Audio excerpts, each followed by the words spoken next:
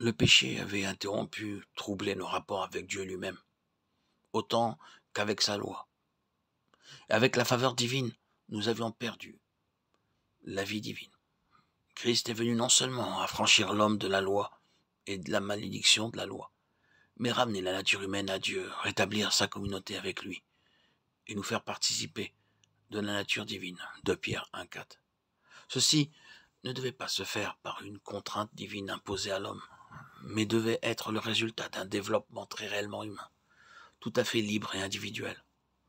Pour cela, Christ, devenu lui-même chair, devait sanctifier la chair en sa propre personne et l'amener à devenir volontairement l'habitation de l'Esprit de Dieu.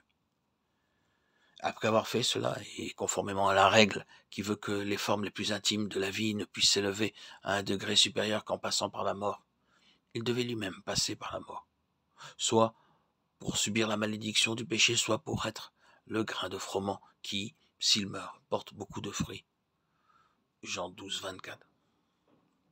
À présent, sa nature glorifiée lors de sa résurrection et de son ascension nous envoie son esprit, l'esprit de sa vie humaine glorifié par son union avec Dieu, et par là, il nous rend participants de tout ce qu'il avait individuellement acquis, c'est-à-dire de lui-même et de sa vie glorifiée.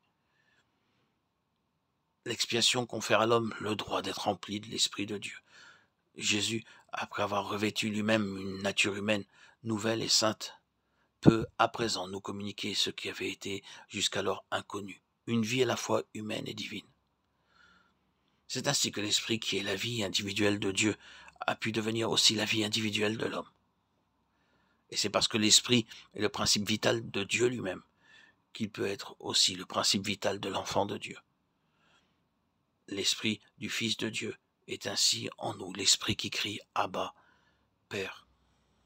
C'est cet esprit-là qu'il est parfaitement vrai de dire « Le Saint-Esprit n'était pas encore, parce que Jésus n'était pas encore glorifié. » Mais à présent, Dieu soit loué, Jésus a été glorifié, à présent l'Esprit de Jésus glorifié est à nous, et cette promesse peut s'accomplir. Qui croit en moi, des fleuves d'eau vive couleront de lui. L'œuvre qui s'est opérée au moment où Jésus fut glorifié est actuellement et à jamais une réalité. Quand Jésus est entré dans le lieu très saint avec notre nature humaine, il a été, comme le dit Pierre, élevé par la droite de Dieu, et il a reçu du Père le Saint-Esprit qui avait été promis. Acte 2, 33.